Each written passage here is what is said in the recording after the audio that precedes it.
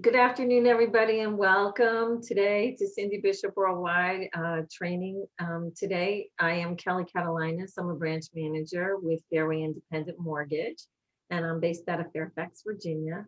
And it is my pleasure to introduce Sarah Rubin. Sarah is our Regional Marketing Director here in the Mid-Atlantic region for Fairway Independent Mortgage.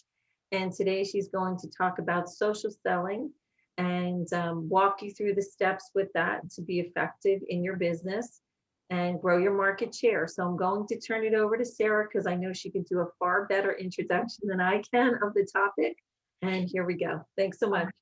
Thank you, Kelly. And Cindy, you're right. She was featured in Washingtonian, but in the last 2 weeks, we've also found out she was top 1% for 2020 and a 5-star mortgage professional out of very few in the DMV. So additional huge congratulations to Kelly for all somebody didn't give me those kudos so that I can put them in there and send out. It'll be in my newsletter this month. So you want to get all that stuff over to me, Kelly? Don't you worry, Cindy. I'll send it to you. Oh, that's wonderful. Thank you very much. Anytime. So, today we're really going to talk about social selling and why it's so different than selling. They are two very different things that just share one word.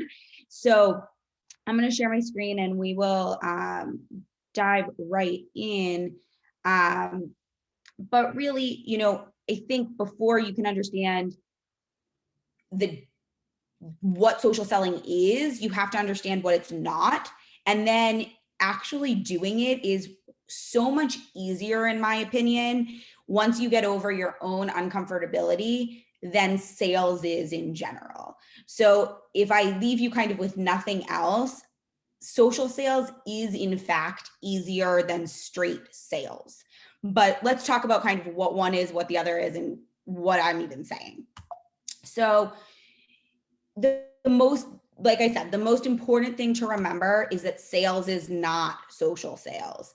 I think a lot of real estate professionals, mortgage professionals, sales professionals in general think that if they just take their talking points that they talk about on a call or a presentation or a one-on-one discussion with a consumer and put it on social media, that's social sales. They're now just selling on social, but that's not accurate. So sales is the exchange by definition is the exchange of a commodity for money, the action of physically selling something. So in our instance, it would be that actual selling of a home, selling your service, getting someone to sign on with you for a listing, or to have you show them all of the homes on the market and eventually decide on one to buy, that results in your paycheck. So it is really, to break it down in your mind, it is the act of doing something that directly relates to the amount of money you receive. It is not about anything other than the exchange of goods and services for money. But social sales has actually nothing to do with the immediate amount of return on your investment. Social sales, as defined by Hootsuite, which really is a leader in the whole social media selling game, is the art of using social media to find, connect with, understand, and nurture sales prospects. It's the modern way to develop meaningful relationships with potential customers, so you're the first person or brand a prospect thinks of when they're ready to buy. So if you're thinking about the funnel, sales is that last step on your funnel. Social sales is the first. And you have that whole relationship to get to the sale in between those two steps. So again, while they share the word sales, they're very different. And I liked this definition best because it mentions that it's an art form. So to be good at social sales, you have to think of it as an art form. It is not something that you can do once and expect to have results with. If all you do is post here and there, and we'll talk about kind of the keys to success a little bit later. But if all you do is kind of throw something out there and expect that people are then going to think about you when they want to buy a home, it's not going to happen. It truly is an art. And the goal of social sales actually isn't the sale. It is the development of personal relationships that eventually get you down that funnel to the sale. So when you're thinking about social sales, marketing, social media in general, you don't want to actually think about, is this going to be a direct ROI? You have to think about the whole funnel first. And I think for a lot of real estate and mortgage professionals, it's very difficult because so many of our actions can be directly correlated to a sale or a outcome. Social sales is a little harder to track. It's the same idea as taking likes and turning them into leads. You have to build those relationships. So social sales, it has 4 parts. And so like I said previously, the funnel in general would be social sales at that very broad top and sales at the very bottom and the relationship in between. But if you're thinking about the funnel with social sales, you need to get people to like, know, and trust you, and then they will use you. So people like people they can relate to. They like people they can say, oh, that person went to the University of Maryland, so did I. That person has a doodle, so do I. All of those types of things, they can feel like they can relate to you, and you give them something that they like. So you aren't talking above their head all the time. So not kind of the nitty gritty of the real estate process, but really just kind of relatable content, things that you're doing on a day-to-day basis. Once they feel like they like you, it's likely because they feel like they know you. So if I use those exact same examples, people feel like they get to know you. They know where you went to college. They know what you do on the weekends for fun or when you're not working, or that your kids play soccer, or that you love to garden, whatever it might be. They feel like they know you, that you're an actual person. And oftentimes this is where I get asked, can I hire someone to do this for me? No, you cannot, because I know a lot about Kelly, but I'm not Kelly.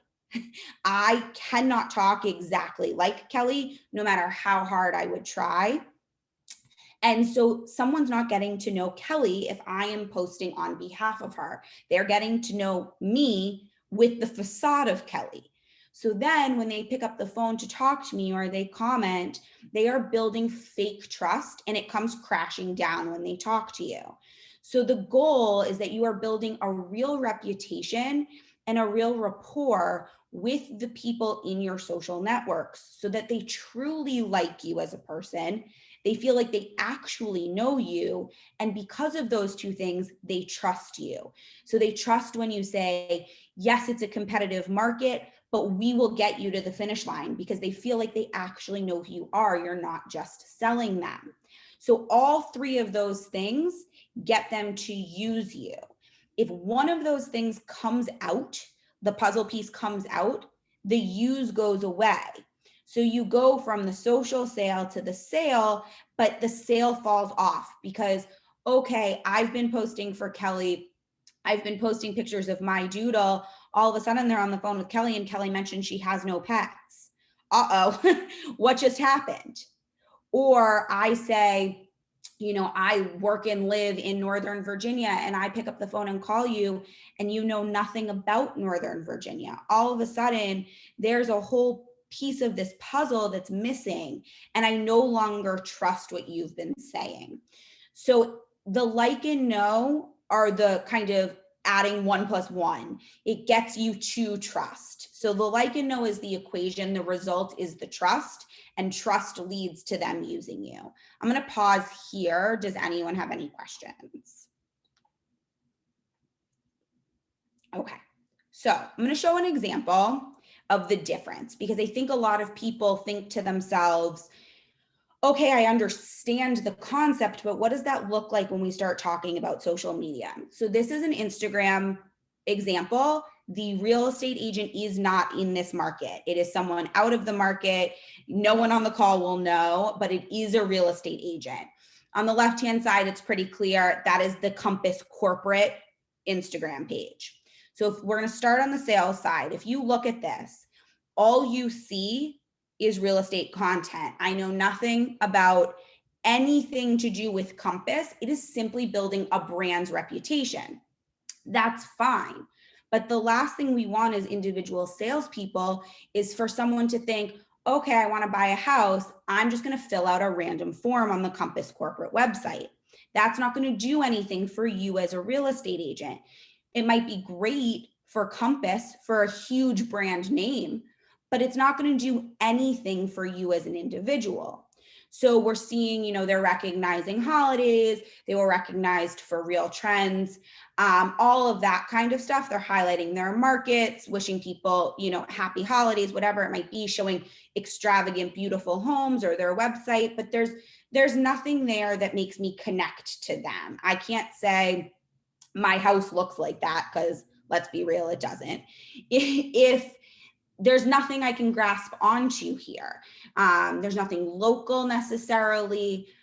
But when you go over to the right-hand side to the social sales piece, you don't even know which of those are work posts. That is the brilliance of social sales. So I can tell you that picture 3 right here, picture 4 right here, picture whatever number this is right here, those are all work posts. You wouldn't look at this post and say, that's a work post. That is a real estate agent hugging someone. What is it about?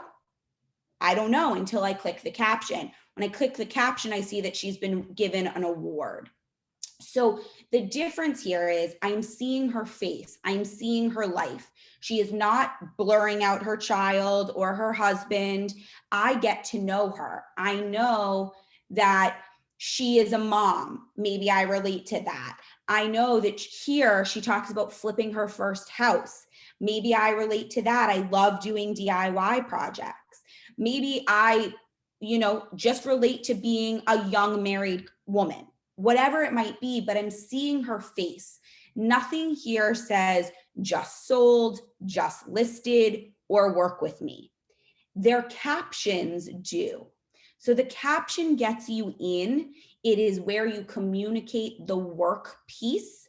But when I am scrolling on my Instagram page, I don't scroll right past her because I'm being intrigued by something that I can relate to. And I have never met this woman in my life. She is located in Arizona, but I feel like I know her. I feel like I know her a little bit because I can see this is a video down here of her husband and their son. I feel like I got a window into her life. And generally, this is where I have people say to me, but I don't want that. I want no one to know, what my young son's face looks like, or what me and my husband or wife or anyone look like out on the weekends. But I will tell you why that fails. And we'll talk about it right here in the how do I do it. This is where if you walk away today and you say, I know there's a difference between sales and social sales, I'm using social sales on social media. This is the nuts and bolts. This is what you write down, what you take with you. There are 3 things. You need to know what you're sharing. You need to stop overthinking, and you need to be consistent. So when I say you need to know what you're sharing, if I go backwards, she knows right here that she posts about real estate, she posts about her son, and she posts about her husband. Those are her 3 pillars of content. Every single photo lines up right underneath that. So what are you sharing? Maybe you don't want to share a picture of your child. That's fine. Pick something else personal. It doesn't have to be that personal.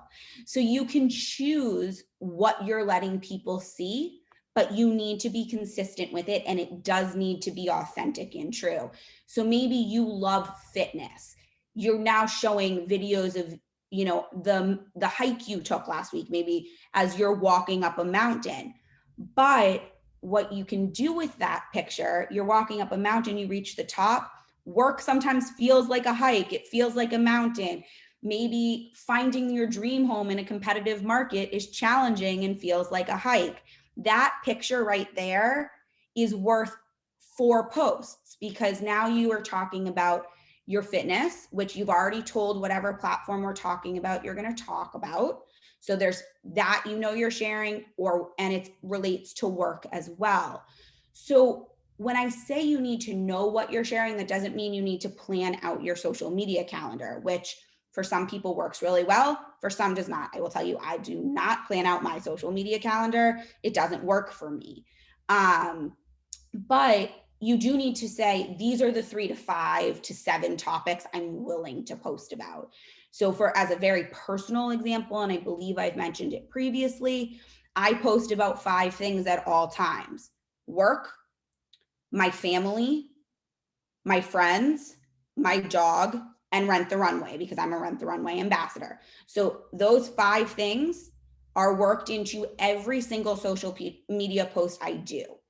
And it is never a picture of me saying, interest rates are this. I will never put that out there, but you will see pictures of my team. So we had a managers meeting 2 weeks ago. I didn't post about the managers meeting. I posted a picture of us all having fun together.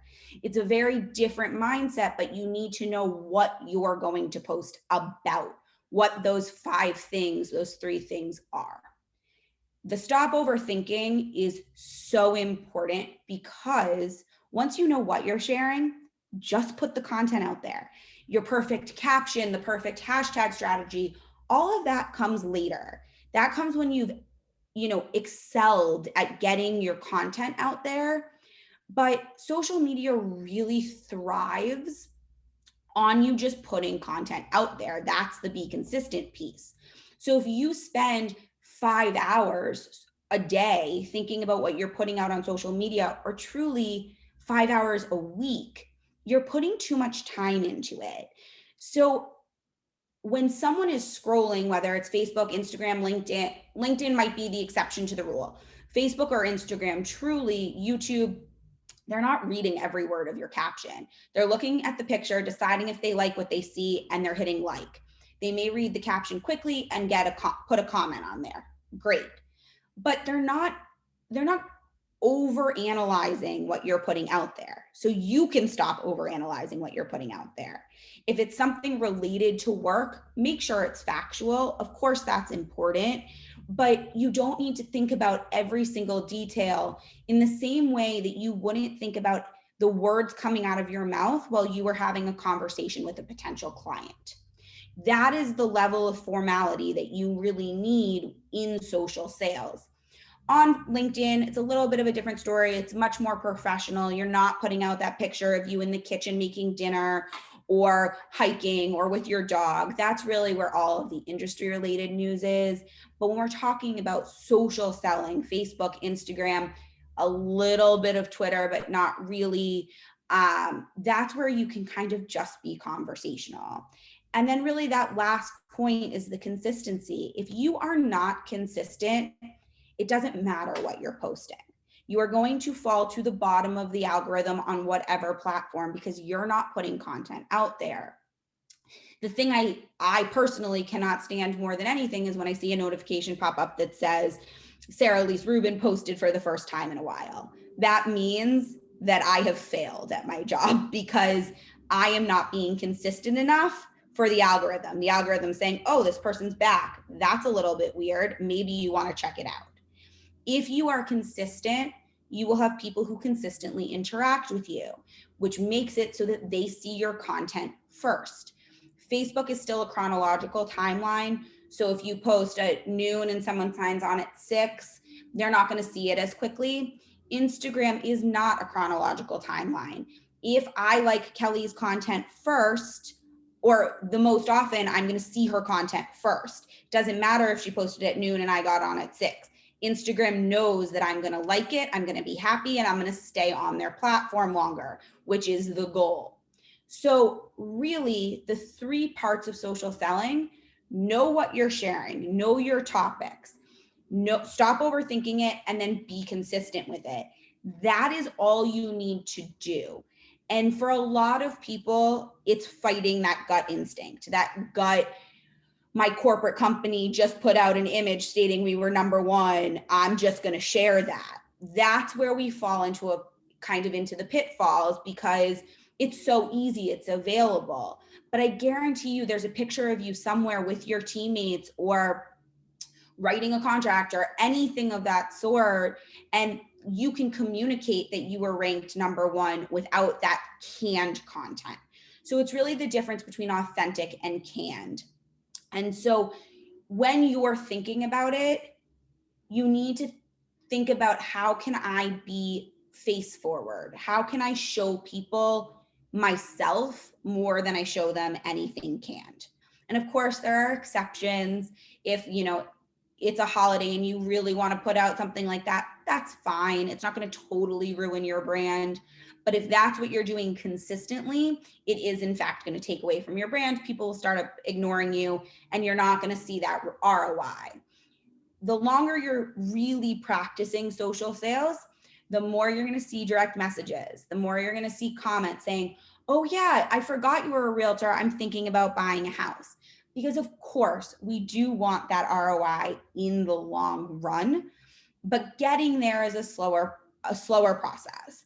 So, I think any announcement can be turned into something personal in the industry. So don't be afraid to let people in. And I think that that's really kind of the pinnacle of all of this. Like I said at the beginning, it's an art form. So don't be afraid of kind of getting your feet wet and maybe stumbling a little. Totally fine. You will get the hang of it and it will become better than ever. And maybe in a year when you've been doing this, you go back and you delete some things out and things that don't quite align anymore. But you just kind of have to start. And once you start, you're good to go. So does anyone have any questions?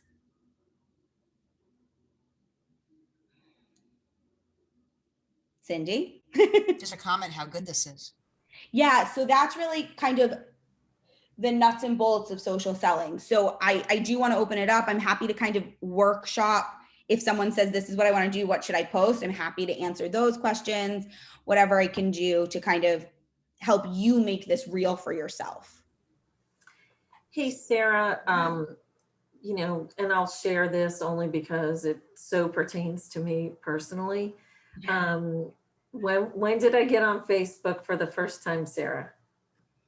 3 years ago. Yeah, not when I accepted my job offer. Yeah, 3 years ago. And I was one of those people that was just not involved with marketing that way, not involved with engaging that way, very private kind of, person. And, Sarah really helped me a lot in terms of looking at the advantages of social selling while being mindful of things that I need to be a little uncomfortable with. And I think that's the point here. You can't grow unless you're uncomfortable. And, I can honestly say, since she's been, our marketing director, we're all uncomfortable because she doesn't let us stay comfortable. She's like, if you want to grow, you have to do this. And I'm 57 years old. I'll be 58 years old. I'm a dinosaur in the industry with respect to how we did things way back to how we're doing them now. So it's a constant learning thing to be more comfortable with technology and how people prefer to interact. But I think the point here in social selling that I really resonates is you have to engage and do something. You can't just do zero and expect to be, relevant, right? You need to be relevant. At a minimum, you need to be relevant, and then you need to be successful in terms of what you're trying to portray. So if you need help, that's what we are hoping we are bringing forth. Yeah. And at least recognize your own, like I had to recognize my own issues and then work to get past those and try not to be such a control freak that it has to be perfect. It doesn't. It has to get out and it has to be relevant and it has to be consistent.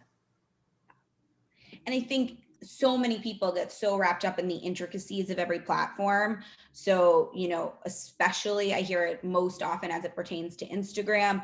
What do I post on IGTV? What do I post on Instagram Reels? What do I post in my story? What do I post in my feed? Like, they're consistently rolling out new products within one product, and it gets really confusing for people. And I think, the biggest thing to remember is stick to the basics. So if you ask me what the basic of Instagram is, it's their feed. So just stick there. And once you get really good at that, then you can add something else. Don't feel like you have to do everything at once. So, I have Kelly very comfortable now using Facebook, or more comfortable. But if I told her tomorrow she had to go on TikTok, she'd look at me and say, I think we need to back up 12 steps. So I think, it's recognizing where you are and what the goal is, and being okay with that, and knowing, and truly knowing where your audience is. Okay, Yeah. I have a question. Thank you. This is so good. At least I got some kind of knowledge of, like you said, it's an art. My question is in reference, I just got back from a company all expense paid trip where we were in Cancun. Now, I don't know, I mean, I got some really good pictures of us, but it's work related because of my other Plan B business that I have. So I sent out one of the pictures of mine get made to go to dinner. Yes, not that vacation looking, but I guess it didn't make sense. When I get to those kind of things, I don't know, what to send or whether I'm in the right. Do I send the fact that we're like it was about 600 of us that went. So do I send out the fact that that this is us that work at play, because or do I? Where would that fit in? Is what I'm trying to say. Yeah. So what was the qualifications to go on that trip? We had to, because it's legal shield, so we had to, it's a performance level. We had to perform in which in reference to the sales and associates. Right. Performance level. So it was related to performance. So yes, is the short answer. You should absolutely post that. And your caption should be thanking your clients who helped you get there. So the more that you can do about other people on your social media, the less you use the word I, the better. And in that instance, you would be talking about work and thanking your clients, but no part of the image says, like in big bold letters that I'm going to scroll right by, thank you. So the picture is engaging, you're clearly on vacation, people want to see what you're doing, but the caption isn't, I had a really great year, I hit this performance level and they took us to Cancun. It's thank you to everyone who made this possible. 2020 was a super challenging year, and I'm super honored to be able to have helped enough people to qualify for this trip, or something along those lines. That's good stuff, girl. You know it. I tell you, young people, you live in, it's a whole nother language, but I want to learn it. Thank you. I promise you that it becomes easier. You'll start to grab the photos and be like, oh, this relates to X or Y or whatever it is. And you'll be able to come up with that. Okay. Okay. Oh, sorry, Barbara. We're really quick. We're really quick to mute you because of background noise. You can unmute yourself again. Anyway, what I wanted to say was, if anybody wants this video link after it's rendered this afternoon, I'll be happy to send it to you. You cannot share it. You can only use it for your own use. However, this is a lot to digest, and especially for those of us who are older. So if anybody needs it and they're going to review it again, that would be a good thing to do. So just let me know. You need to let me know via email. Otherwise, I'm not going to just arbitrarily send it out to everybody, but I will if you ask me to. Yeah, I think so. I just think it's really good. I find that when I rehash through things, I find that I pick up things I didn't hear before. I also need Kelly's services right away. So that's real good. That's really good. Well, Kelly is excellent. Anybody that utilizes her, she's such an unsung hero. And they'll come back to me and they'll say, she's phenomenal. She never compliments herself. She never uses the I word. All she does is helps in this most professional way. I said, yeah, I know. And she's unbelievable. So, it just goes to show you, we know how she got on top. She didn't use the word I. Right, Kelly? Thank you very much. Thank you. Well, we just can't help ourselves. You know, you just never say anything about yourself. So we're going to. So anyway, and Sarah's going to do me a favor and send me that stuff. All right. So are we all done? I think so. Wonderful. All right. Well, Kelly, I'll let you take it from there. Thank you, everyone, so very much for joining today. And again, if you need more information on this topic, please let me and Cindy know. We'll be happy to get the presentation out to you. Certainly, I think everybody benefited from it. I always do. I hope you did as well. Thanks so much. We hope to see you back soon. So we have to email Cindy, not put Yes. something in the I need a chat. record that you, Okay. you asked for it. Yeah. Okay.